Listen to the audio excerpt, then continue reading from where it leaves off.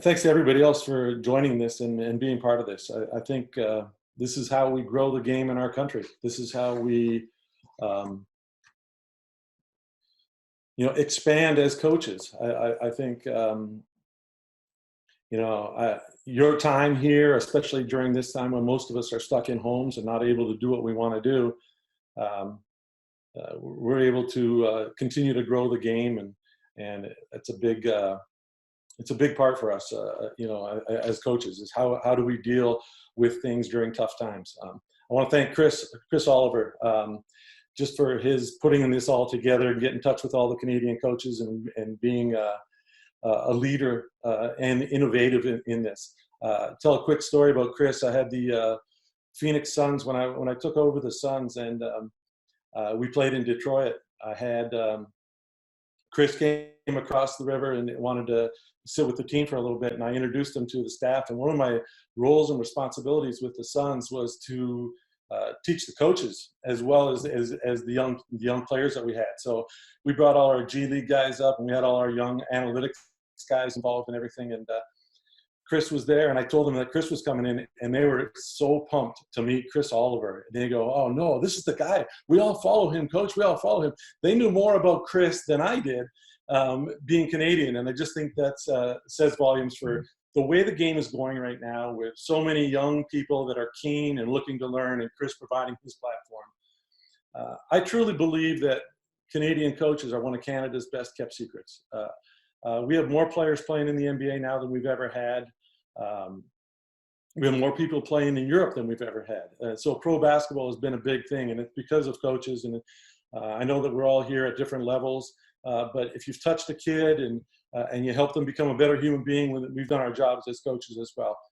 And the other thing I'd like to I urge us all to keep sharing. I mean, whatever we can share as far as coaches to one another. The game is it's exploding in our country.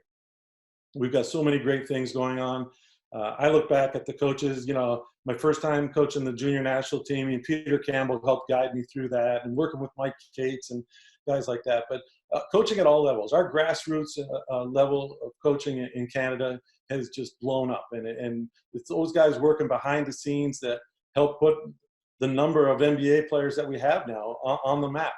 And I think these opportunities are going to continue to grow. And I think if we can have, if we can keep growing the CEBL, I think, Mike Morreale and John Lashway have done such a great job. And if we can keep those guys going, and then we have pros, and then we've got the top of the pyramid as well as the bottom, because I think the coaches that are on this here are building that bottom part of the pyramid, and we're growing the sport, and it's been great. Throughout this pandemic, I have found it to be very educational. It's been a little bit of a less of a grind from the NBA season. And I think the number one thing for all of us is that we continue to act like coaches. I mean, care for the safety of your players, care about your players, and then let's use this time to get better. Let's get better as coaches, and that's what this is, one of the vehicles that will help you do that. I've been on calls with other coaches, Aussie Rules football guys, MLS guys on Zoom calls, just sharing ideas on how we can connect with players and ideas that they have in different sports. So you really using this time when things have kind of been shut down to grow as a coach. One of the guys I talked to is my old analytics guy, and from the Portland Trailblazers. And he was, I'm just trying to find an edge when we get back together and we start playing next year. What are we going to do that's different? And that's kind of what my topic is going to be. And so one of the things that, watching and talking to my analytics guy, this guy was, he was so interested in things from a coach's perspective. And it really helped me because I got to know, as I educated him a little bit on the coaching side, a lot about it. And his name is Ben Falk, and he's author of a great site called Cleaning the Glass. And I don't know many NBA personnel, upper management personnel, that don't use this site as far as understanding the analytics of the game. But, through the pandemic, I started talking to him a little bit and trying to figure out, like, how am I going to get better? What can we do to get better? What trends are we seeing? And, the game has changed. I mean, the game has changed. It's I think the biggest thing for me is watching The Last Dance. I sent him a message and I said, what were the points per possession? Because we're taught now to groan when teams take mid-range twos. And it seemed like in Jordan's era, that's what was happening. Everybody was taking the mid-range two. And if you can see this shot chart there, you know, the mid-range shot was so prevalent. The hot spots were baseline jumpers. And if you look at today's NBA game, it's completely changed as far where the shots are coming from. I say that with the intent that, you know, the game, when I talk about it having changed, it's like every NBA team now has an analytical department. When I started in the NBA 25 years ago, that was not the case. It was up to coaches or video guys to try to figure out analytics of what was working and what wasn't working. The NBA has advanced statistics on its own site that shows what's good and what's working and what's not working. Second Spectrum can break down anything that, you know, that we use in the game. We've got machines in our practice facilities that measure the arc of shots. We've got cameras in every NBA building that measure the speed of players, how close they are on a closeout, how far away they are from a shooter when a guy shoots the basketball. So I think the game has really changed, and it really made me think watching The Last Dance and seeing Michael Jordan. And I think the big thing was that the Bulls during this Last Dance time in 1998 would have ranked 25th out of 30 in points per possession or in offensive rating in today's game. So when we look at what teams are doing, this is the actual practice court of the Minnesota Timberwolves. So those marks are not on a computer screen. Those marks are actually on the floor. And what it is it's their shooting points per possession from the previous year. So it's very, very close to being in line with what the NBA numbers are. But you can see that obviously the number one thing to do, and I think every team talks about this, the number one thing you can do is get fouled and go to the free throw line. If you can get to the free throw line, you're looking at 1.6 points per possession. They're a very good free throw shooting team. You know, so 1.57 is very good. The second best thing you can do is get to the rim.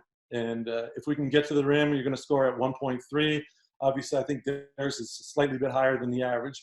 Then the next best thing you can do is shoot out of the corners. And at 1.17 and 1.18 points per possession, you're trying to see if you can figure out how to get, you know, shots out of the corner.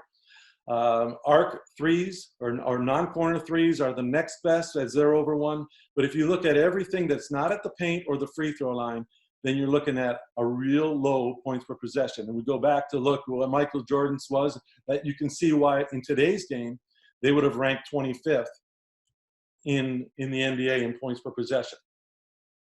When we, you know, so one of the things I want to talk about, and I'll get into it more when I start showing some video clips, is the shot location and the value of shots. But I think another thing is the speed of the game. In 2004, 2005, the Phoenix Suns were the fastest team in the NBA. And there was, you know, Mike D'Antoni, and they were led by our point guard, Steve Nash. And there was a book written on how they changed the game. So this isn't something that's just started. I think every year we're finding new things. And I guess that's what this pandemic is doing, is trying to help us take a break and see what we can find moving forward to help. And, you know, 2004, 2005, 7 seconds or less. And it was amazing how, you know, it took the NBA by storm. They couldn't believe how fast these guys were playing. A book was written on it. And right now, they would rank 26th out of 30 teams in the NBA with their pace of play. So I think the pace of play is a big thing. And, you know, I want to talk a little bit about it here, because you can see in transition, your points per possession is 1.23. Way above the average possession in the NBA, which is 1.09. Again, teams are looking to try to play fast, and it's not just the 7 seconds or less Suns in 2004, 2005. Everybody's trying to play that way now. Play fast. See if you can get down the court. See if you can beat defenses before they can get set, before they can get the matchups that they want.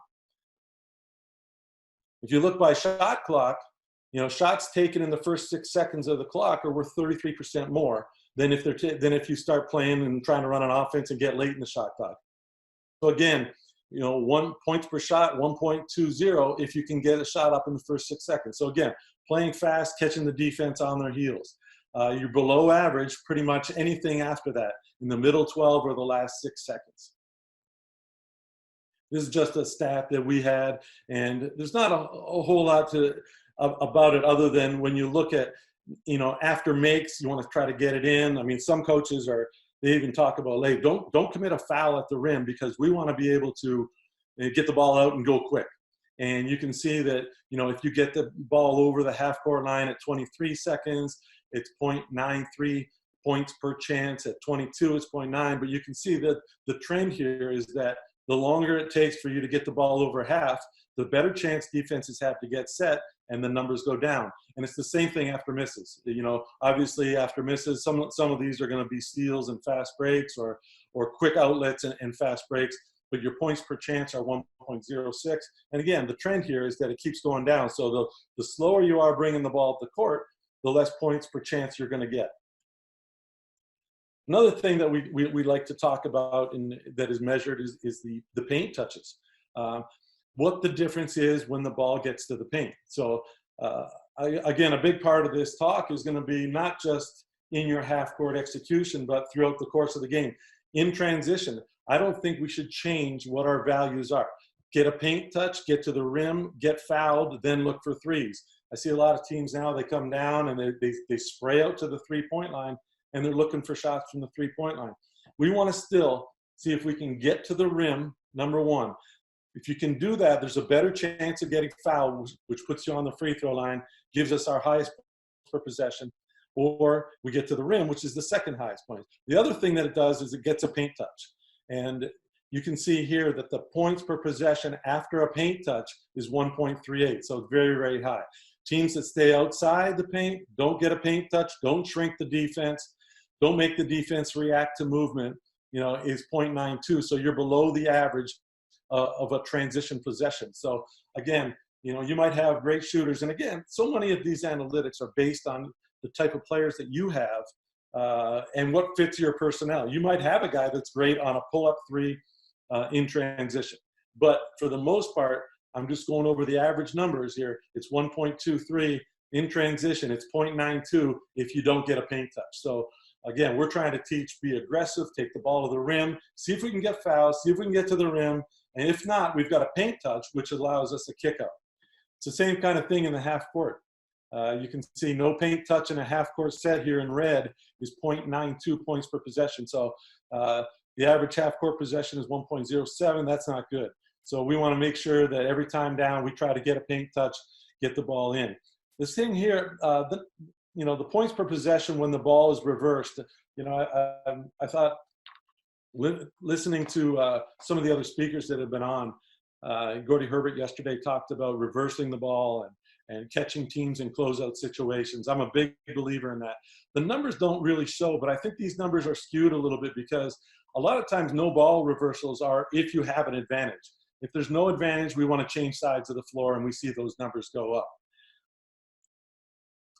I think the next thing after speed, shot location, is the shot quality. What helps you get the best shot when you're setting up your offense? And to me, the biggest thing for this, and I think this is one of the ways that the game has grown more than anything, is that the points per shot here on dribble handoffs, post-ups, pick and rolls, drives, or ISO situations. It's refreshing for coaches to see this 0.92 as an ISO because it means people are standing around. The other ones are still below average a little bit here, but that's based on a total points per shot. When the handler has it in a DHO and does nothing else except shoot the basketball, on post-ups, it's 0.96. On picks, it's 0.93. On drives, it's 0.95. On ISOs, it's the worst. So if everybody's standing around watching a guy play one-on-one, your points per shot are very, very low. And these numbers are low. The biggest thing, though, and the biggest takeaway, and the thing that we like to build on is what happens with the other four players on a points per shot when somebody is in one of these actions. So when the ball is moved away from the handler in a DHO, the number goes up significantly. When the ball is moved out of the post, so it's not the post player trying to body down and bump somebody, the other four players, so whether it's a split game or throw out to the three-point line or throw out to someone with space, that becomes one of the best points per shot that you can get. So you see a lot of teams playing out of the post. Golden State Warriors did that a lot last year or during their runs over the years that they were successful. And again, the other one is drives, 1.19. But again, ISOs go up if the isolated player is not afraid to kick the basketball and move it. So all play types create shots over 1.14 for the other players on the court. So we want the ball to move. So I think ball movement is a big thing. Rod Gilpin talked the other day about spacing in his flow, and I thought it was a real good thing. And I'm going to talk a little bit about that when we start talking about shot quality as well. When we try to get to the rim, 50% of our attempts at the rim come off of drives. And I think that's natural. I mean, you know, somebody puts the ball down, or they have a gap drive, or they have a catch and sweep and drive to the basket.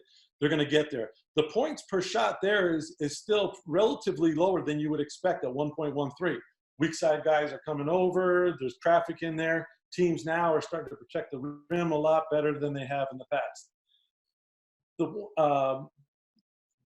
other one that I'm going to talk a little bit about is offensive rebounding. And the putback numbers are fairly low as well. The ones that really stand out to me, and it's going to be a big part of what I'm going to show on video, is off-ball cuts. And these are the types of things that I kind of look for in the off season, you know, or during this time when we get back to that. How can we be better?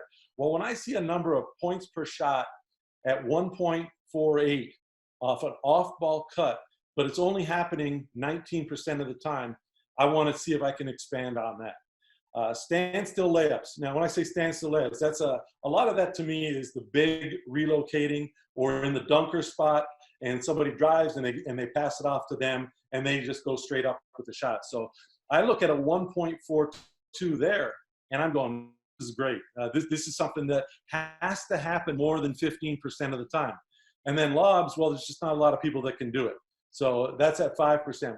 But I want to look at off-ball cuts and standstill layups. And again, this goes back to what Rod was talking about yesterday in his flows, where the game is about spacing and getting to the right spots to allow people to get to the rim from these different actions. The three-point shot value. I think, you know, if everybody talks analytics now, they think the NBA has gone 3, 3, 3. All we're doing is we're looking at threes, and we got to take more threes. And, you know, I think to an extent we may have gone a little bit overboard with that, depending on who shoots them. But the three-point shot has changed the game. If you look here, the best points per shot are the catch and shoot, whether you're sliding into a catch and shoot or whether you're standing still. Anytime you do it behind a screen or off a bounce, these numbers are lower than average from the three-point line. So we want to try to create catch and shoot, stand still shots, catch and shoot where you're sliding to an open space.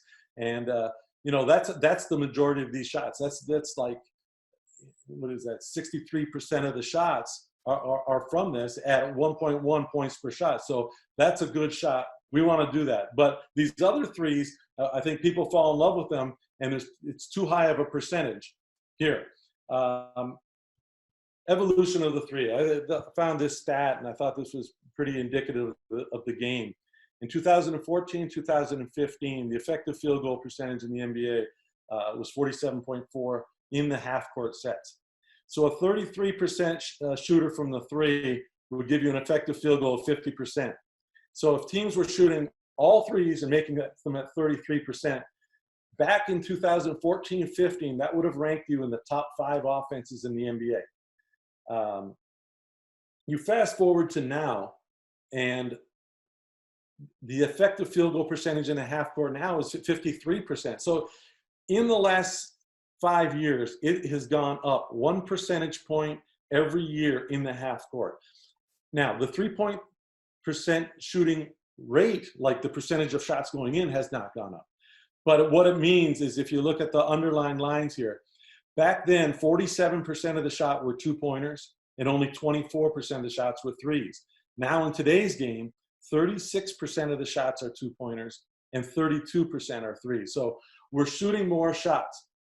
The percentage hasn't gone up, but we're finding out and we're relating to the fact that these threes, the 32% threes that we're taking, those are better shots than the 47% twos that we were taking back 4 and 5 years ago. This graph here, I mean, this is sometimes it's it's pretty simple, but the points per shot, within 4 feet of the basket, it's really high. So again, it just reiterates what we're looking for. We're looking to try to get there. These twos, we don't want these. We don't want these shots. The points per possession.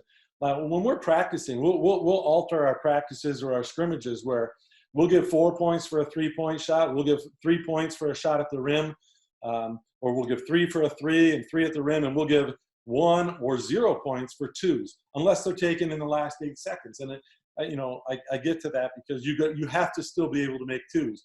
Playoffs are a different game because shot clocks get down, but late in the shot clock, teams and defenses now are keying on all these things. They're taking away the 4, 5 points. They're dropping bigs to protect the rim. They're letting you shoot 3, or they're trying to take away the 3-point shot. Just a real quick jump here, and it's not something I want to talk about because I don't think it's as relevant to most coaches that are on this call, but in the NBA, we're looking more and more now at shots that are taken beyond 25 feet. So two steps beyond the 3-point line. I think it was 10 years ago, there were 400 total taken, and those could be accounted for as heaves at the end of quarters or desperation shots at the end of the shot clock, and they were made at like 29%. Now we're seeing the game evolve backwards. I talked to Mike D'Antoni last summer in Las Vegas, and he said, well, defenses are getting quick enough where they can get to the 3-point line in the corner with their length and their ability to close out quick. So what's happening now is the best shooters in the game, the James Hardens, the Damian Lillards, the Seth Currys, the Klay Thompsons, they're backing up even further. And they can't do that in the corner because they'd be going out of bounds. So now they're going back further. And we've seen 4,000 shots that were taken 2 steps beyond the 3-point line this past year. And they're made at the rate of 33%. So those are still really, really good shots now. And we're seeing that the NBA is evolving away from the basket and away from even further out from the 3-point line. Do we love the 3 too much? Well, this is part of my cause for concern here. Of the 10 teams that allowed the fewest threes, so the teams that really said, we're going to take away the threes, only one of those teams rank in the top 10 in effective field goal defense in the NBA. Of the 10 teams that have allowed the most threes, 4 rank in the top 5 in effective field goal defense. So the number 1 team defensively in the NBA right now is the Milwaukee Bucks. And the Milwaukee Bucks allow more threes than anybody else. So I looked at a lot of studies. I've been talking to Ben quite a bit on that. And he said to me, he goes, it's the wrong people shooting them because they're letting guys that shoot 33% shoot. And they're taken away from the guys that shoot 35%. Well, a lot of teams right now are looking back at that first graph that I showed you and saying the 3 is a good shot. Well, it's only a good shot if you've got guys that can shoot it. So again, I still think that a lot of teams fall in love with the 3, and we value the 3. We want to shoot the 3, but you need to have the right players to be able to do it. The last thing analytically that I want to talk about before I get into some video here is the offensive rebounding. And we had this table put together from our analytic department, and it just shows that the more guys that you crash, because it used to be, I think this is a trend that we're seeing start to come back. Everybody was so keen on the defensive points per possession, they were sending 4 back, so they were sending 5 back. A lot of teams won't, just want to send 1 or 2 guys to the glass at the most. Now we're seeing more teams send more guys to the glass, without it putting you out of position or at least having a legit chance. So a lot of this goes back to the spacing on the court again. But the ideal number analytically is to send 3 guys to the glass and 2 guys back. And this is taking into account how many points you would give up in transition defense versus how many more points you would score on shot attempts. Again, we look at this, and I'm going to jump to the video here, but again, we try to keep this in mind. What we want to do is we want to create the great spacing here so that we can get these shots. We want to get fouled, we want to get to the rim, and we want to shoot corner threes or arc threes.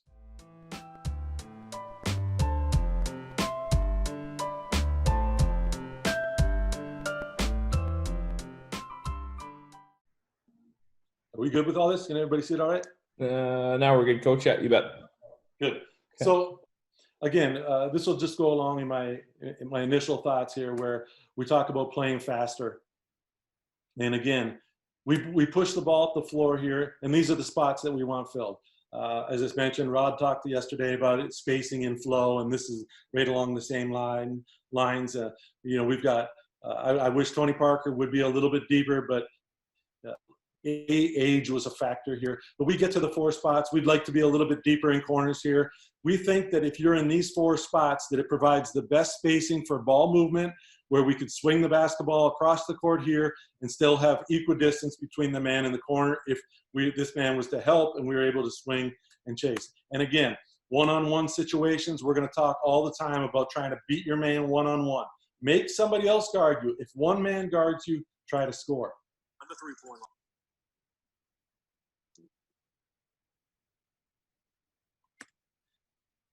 Here again, we're talking about transition, playing fast.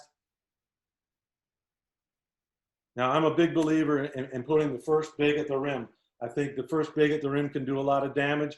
Number one, it flattens out the defense to create lanes out top for guys that are in the spots. Obviously, you can see even NBA guys don't do this properly. Batum needs to be in the corner. We need to have the other corner filled. Jeremy Lamb is recognizing it here, and he's filling over to this spot. But what it does, it allows a gap and a lane. And the gap in the lanes to the basket would be even better here if for Kemba Walker.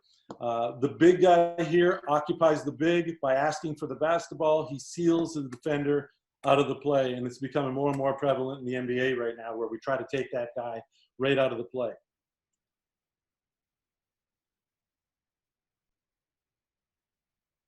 Again, we try to push the ball as fast as we can. Play in the first 6 seconds. Right here, we've got a variety of guys thinking different things. We've got Marvin Williams thinking, I got a small guy on me here, I want to get a post up. We've got the corner filled over here with Monk. We've got the corner, or the lifted spot here filled with Bacon. Washington is trailing the play here. He's not going to go because he's going to wait and see if we can exploit the mismatch inside with the post up. When it looks like they're making a change here and trying to bump a guard out, that's when we change sides of the floor. And this is, again, it goes back to, you know, Gord Herbert talked about concepts yesterday in his talk, and this is one of the concepts that we want. We want to change sides of the floor. What happens when there's 2 guys on this side of the floor? Well, by changing it, we put them into a closeout situation. We get a chance to drive a gap and get in the lane, and this is the type of thing we want. Marvin Williams was inside here looking for the post-up. He didn't get it. He relocates to the 3-point line. I think Gordy talked yesterday as well about paint drives, get in the paint, and then relocate. I'm a believer that bigs that want to sit back in here and guard the paint are comfortable going into the paint. They're uncomfortable going away from the paint. So if you can have guys like Marvin was in here occupy a spot, this guy here now believes, oh, I'm a helper, I'm going to sit back. Bacon goes in, and this is what I'm talking about. 2 guys guard 1, and then we have our spots filled so that the ball goes to Marvin here. He's got confidence that he can shoot that shot, but we've got 1 closeout. We're going to hope they make a mistake on a second closeout. They make a good rotation again, and now we've got the 3rd ball rotation. We attack a closeout with good spacing. The only thing I'd like to say on this as well is that after Bacon's initial drive, I wish he would have done what Marvin did and slide to the 3-point line.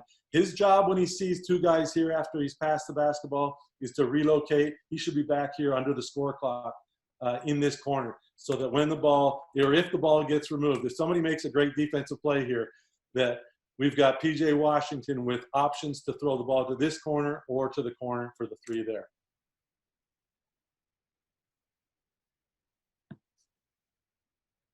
Here we go. We fill spots. We flatten the defense. Our big is down low. And again, this one here is just simple. We had a guard, Jamal Murray guarding Cody Zeller. We can't seem to exploit that here, but we do change sides, and now we've got a big trying to guard a Millsap out here trying to guard Monk, and he's not quite as comfortable as he would like to be, and Monk's able to hit a shot. But we're in our spots. We're looking for that. Another thing that we like to talk about, if we're looking at trying to exploit different things, we want to play in 0.5. So Monk brings the ball up quick. We don't really have anything. We're into our flow concepts. Now we've got 4 guys in spots. We've got actually 5 on the perimeter, which is not great as far as providing gaps, but we keep moving the ball. We play in 0.5, and we're able to catch them before they can, fix their rotation, fix their coverage. And again, this is one of the reasons we want to play faster, get wide open looks. Again, this one's change sides of the floor. We bring the ball up, and again, this is ideal for us. Just a simple change sides of the floor puts them into a closeout position. The thing that gets often unnoticed is a guy like Cody Zeller sprinting here down the middle. The defender has to wait and react until he's covered. Therefore, we change sides. It puts him in a tough spot. It's a tough closeout, and we're able to attack, and then we share to a spot. Here we go again. We're looking to flow. I believe we had 10 passes on this play. We just keep the ball moving, 1, 2, 3. We change sides of the floor. We don't really have anything. We change sides again. We're into a little flow end game action. We get a zoom, and we get a drive to the basket. So we've changed sides of the floor 3 times. We've got a paint touch. Because of that, we're inside. We pass off. If we didn't like what we had here, we've got a cutter. Now, I like to cut the middle guy on this side because he's not in one of our spots. So the ball's coming this way. If we cut here and the ball is kicked, then Terry Rozier in the corner over here and Caleb Martin up top here will have more space. If we leave 3 guys here and the ball's kicked, there's not a lot of time, not a lot of space. But again, on this play, we're getting everything that we want, which gets us to the highest points per possession. Everybody's touched the basketball. We're going to the free throw line. Again, one of the things, we talk about the getting fouled being a big thing. I'm a huge believer in getting to the free throw line. It helps your defense get set. It's not just the best points per possession that you can have. It helps your defense get set. If you want to change things up defensively, you can do that. If you want to press, you can do that. You can throw a team off with different things. So getting to the free throw line is always a great thing.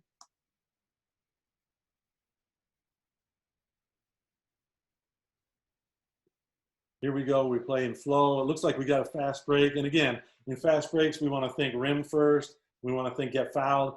We don't think we have anything here, but I thought we did a pretty good job. Everybody gets the spots. So we've got our spots filled. We recognize here, again, this side is a 3 side. There's the middle cut. And this time he's open. I mean, because they're concerned about us going to the corner.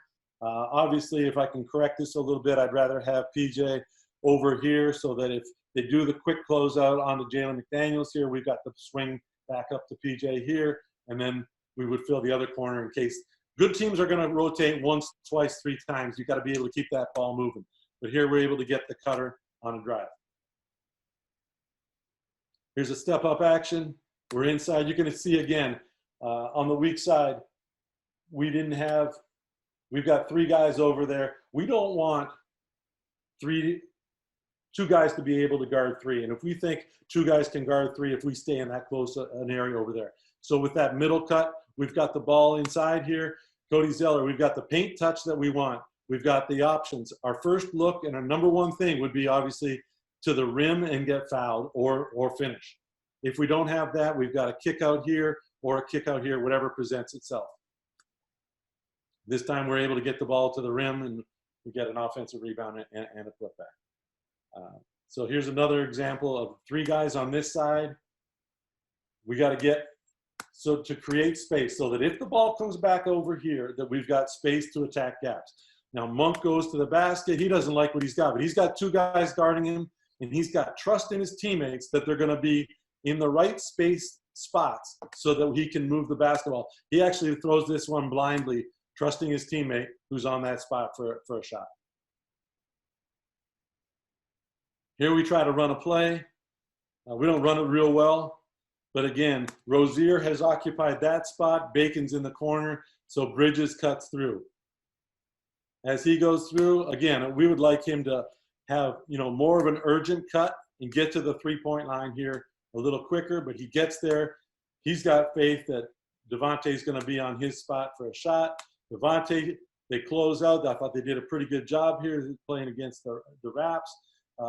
He takes a dribble, changes. They got one more closeout. We finally get the third closeout, and we're able to get an open look on the side. I think they called 3 seconds, but we were pretty happy with the ball movement. I think we go back to one of the first slides that I showed was the off-ball cuts and the value that it has. And, this just gives us a couple examples of off-ball cuts. We move the ball. We're in our spots. We're a little stagnant. But instead of running pick and rolls where the points per possession and teams are so geared up to switch and to have coverages and to try to stop that play, we found a lot of success in throwing a pass like this, a zoom. And this gives Rozier here a chance it puts his man in a tough spot, because if it's a pick and roll, he's going to get into him, he's going to make him use the screen, or he's going to jump into him and he's going to make him go to his left. Tough to guard a guy here where he's given up the basketball and he has an option to either cut to the basket or cut off the ball for a handoff. Here, he goes down and he sets a split screen. And the defense switches. Devontae recognizes it. And this is one of those off-ball cuts that was so effective. Devontae goes in, they rotate, and we have confidence in filling our spots. So, again, a couple more zoom actions here. Try to get through these so we have time for questions. But again, we zoom it here. We have a little split action. We're able to go down. The other thing I find with the zooms, it allows Biz here, the guy guarding him, and so many bigs now are sitting back at the rim. When you give the ball to the zoom man or the big, it draws the bigs away. Here we're allowed to draw the big away from the basket. We get in and we're able to finish with what we think is the best thing that could happen, a shot at the rim and a foul.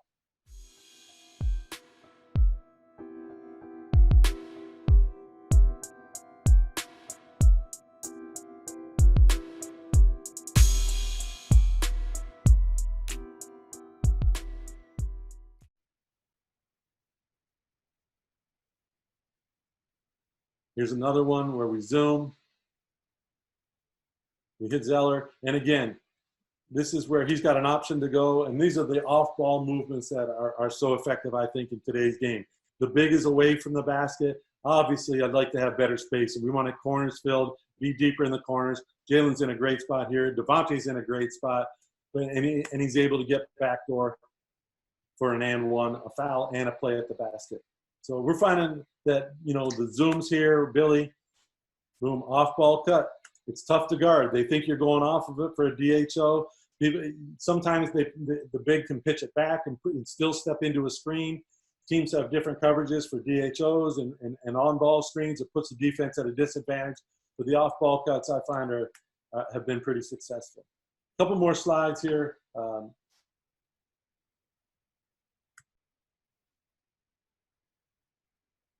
Again, an off-ball cut, just simple backdoor, middle guy there. If we don't like this, we got the swing to the corner. Obviously, we want to clean up where our guys are spaced. Talk a little bit about that offensive rebounding, because I'm big on offensive rebound. We don't run great offense here. And the worst thing that you can do, and offensive rebound, I think, is going to be the next thing as far as the analytics are concerned. How are we going to take advantage of going to the offensive glass and still get back? We don't run a great play, and as a result, we take the worst shot, one of the worst shots in the game. It's a mid-range shot at 12 on the shot clock. And just like the analytics say, it doesn't go in. Ball gets tapped around. But the worst thing you can do is stand. We got two guys fighting. Marvin Williams here, he needs to be involved. If he's below the free throw line, we want him being part of the action. Doesn't mean he goes in crashing recklessly. He can go in, get his feet in the paint here, and read the situation. He can read where that ball is going to go. And had he done that, this ball would have gone to exactly where we expect him to be. But he didn't do that. He was slow getting out of the corner, so he did neither. He didn't get back, and he didn't go to the offensive glass. Here's a better example of doing it the right way, where we come down, we get to our spots, we change sides of the floor, we take, which is a pretty good shot, a catch and shoot 3 from the corner. We like that. And here we've got Cody Martin doing exactly the right thing. These guys here, we do not want them crashing from outside, but we want to try to send 3 guys to the glass. Miles Bridges was on the free throw line. His choice to get back or to go to the glass, but he probably makes the right choice in going back. But we go through the lane here, ball comes to us, we get a quick catch, and before the defense can get set or get matched up, we're able to hit a 3. So, you know, our rules on offensive rebounding, if you catch the ball here, we want to score right away. If not, we want everybody else, even if you were starting your way back in transition, we recognize we've got it, get to the spots. Here we get to spots. We got our 4 spots filled after Biz was able to get the offensive rebound. We're able to get a 3 because we know where our teammates are going to be. Couple plays here. I think if we're going to buy into the analytics of trying to get to the rim, and we're going to try to shoot 3s, and we're going to try to get fouled, then all of our plays should be diagrammed for that. Here's a play that Portland does out of the corner on a side out of bounds. They change sides of the floor. So the play has, you know, especially now with only 14 seconds, you're built in, you got 14 seconds. Change sides of the floor, number 1. Now number 2, how am I going to get to the rim? Well, 2 guys hit. They've got good spacing. They've got a dunker in the dunker spot here, corner filled. Gerald Henderson here on the arc, ready to go. But Ed Davis's number 1 goal, get fouled or get to the rim, and he's able to do that on that play. Here's another same thing, change sides of the floor. It's pretty much the same play, but as it was mentioned yesterday in Gordy's thing, you know, pick and roll, number 1 goal for running a pick and roll is to get into the paint and make 2 guys guard you. If you can reject the screen before it gets there or beat the man before it gets there while they're trying to get into coverage like Lillard does here, he's able to get in the lane, and he's got options. He's got dunker spot. We got Barton over here looking ready to shoot it, be ready, hands up, ready to shoot it. Steve Blake going to the corner. Now, Dame feels like he doesn't have a clear shot at the lane, so he gets the kick out to the 3, and Blake's able to get the next best shot since our number 1 shot trying to attack the rim was taken away. Last one of these, again, screen. Only 1 guy guards you, you can score. We've got spacing here, Harkless on the wing if you need it, but 1-on-1 we expect you to score. One of the things I did in Phoenix, and just again, this was just playing with the analytics a little bit. You want to play faster? I looked at how many times the second shot on free throws was rebounded, and I would put 2 guys at the far end of the court, flatten out the defense completely. If it's a really good free throw shooter, it's happening maybe once out of every 2 games that they will get a rebound on the second shot of a missed free throw. So I want to take advantage of more fast break opportunities. If a guy, let's say Chris Paul is on the free throw line, I might put our point guard down in the far corner so that they are in the wrong matchups. And I think by playing with how you position guys on free throws, you can create a mismatch without running a play to create a mismatch. These ones here happen to be misses, but I would still do this even after makes. We get it in quick. We got Josh Jackson coming down the floor. And again, 2 guys deep. They're not sure whether they're supposed to get back to their man, if they're going to be in the right matchups. Even if we get nothing in transition here, I think we create a problem because they might have the wrong matchup. If Kawhi Leonard is maybe guarding a Devin Booker and Kawhi's on the free throw line, I might put Devin Booker down in the corner just to take that good defender off my best player at the time.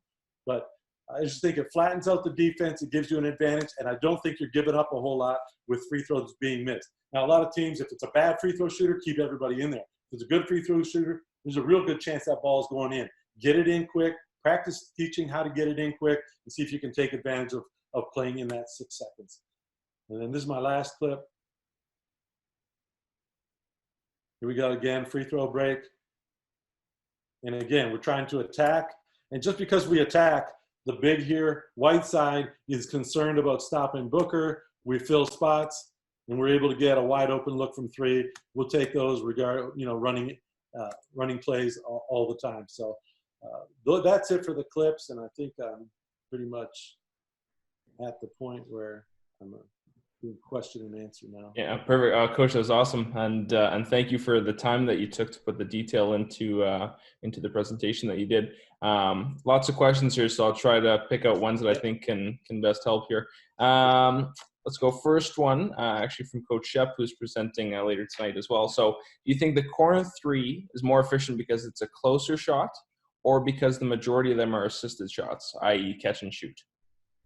I think it's because they're assisted shots on catch and shoot. But we're finding it now, like I said earlier with D'Antoni, the game is evolving backwards. The teams are rotating to that shot because they know it has a higher value than the arc shot. So they'll take you out of the corner three and make you do something else. So I think teams are recognizing how dangerous a shot it is, but it is because it's a catch and shoot.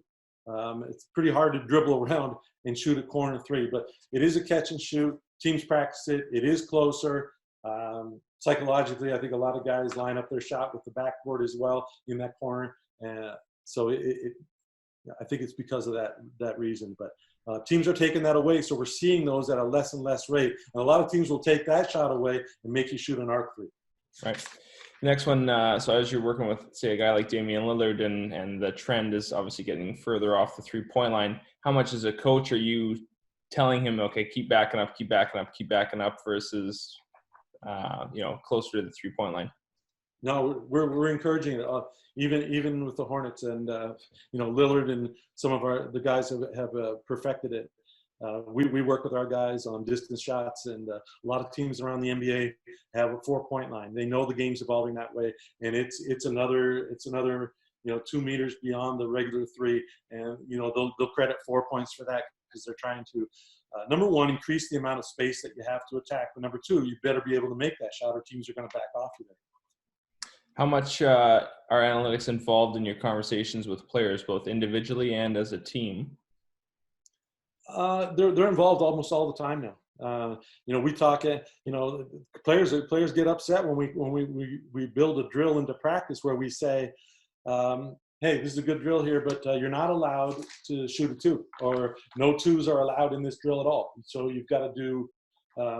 You got to look for a three first. You got to get to the rim, or we give no points for a 2-point shot. So, and I think when you went to practice in Minnesota now, and you see the marks on the floor, it would be pretty telling that the players know what is expected. Again, it's not the be all and end all. Analytics are to help us shape, what we're trying to teach. It may not be the strength of your team, and you got to play to your strength. I look back to the series that we had in the playoffs with the Houston Rockets, who were kind of overboard with the number of threes that they shot. They shot it all, but they had taken less mid-range shots as a team the whole year, 82 games, than LaMarcus Aldridge had taken, and in his low post spot. But LaMarcus Aldridge was effective for us in that spot. We end up winning the series. So the analytics kind of backfired on them there. All right, it's a good example. I'm a big Blazers fan, so I remember where I was watching that game. What age do you think coaches should start using analytics to show players where the advantages are and what types of shots they should be taking? Well, I think that's tough. I think it's tough. I think the one thing is that you can use analytics, but you're probably not going to talk about the distance in threes. You might not even talk about threes, but you can talk about the proper spacing, having guys in the right spots, moving the basketball, playing in the 0.5, playing faster to take advantage of things where you can get to the rim. And I think that you can introduce analytics. Let's not forget the number one thing to do is get fouled, and the second best thing you can do is score at the rim. And I think in youth basketball, promoting those things while they're young, while building the 3-point shot as they get stronger and able to shoot it, the right way, is probably is a good thing to do. Sure. Okay, last one for you. So to maybe bring the two worlds together, the NBA and the FIBA game, how much are we seeing analytics be used in the FIBA game, and maybe how do they differ in your opinion? I think that we're seeing it more and more. I think the two games, the FIBA game and the NBA game, are getting closer and closer. A lot of it has to do with the players playing in the NBA, and guys are playing in Europe. But they're all playing the same game, and I think we're seeing it more and more. And if it works, and we could see in the last 5 years, the three-point shot has increased and it's helped offensive ratings go up. It's spread the floor defensively. It's allowed us to be able to get to the rim. It's not just the three. It's what the three and the threat of the three has opened up for us to be at the rim. Right.